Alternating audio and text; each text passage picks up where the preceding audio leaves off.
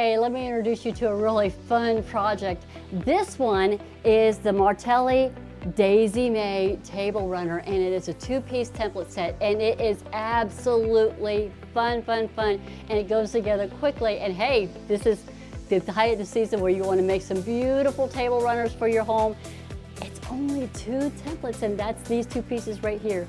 And as with all the Martelli templates, they have this amazing browning fabric on the back, so it grips and holds your fabric. So when you're cutting out all your pieces, it's going to grip it and hold it so that you can easily just cut and cut and cut, and it's going to just turn and nothing's going to shift. But let me show you the finished project. There's several different versions that I have done with this one, but this here is our Daisy May. Look how fun and springy that is. It's just very bright and very cheerful. Of course, you could do this in other different colors.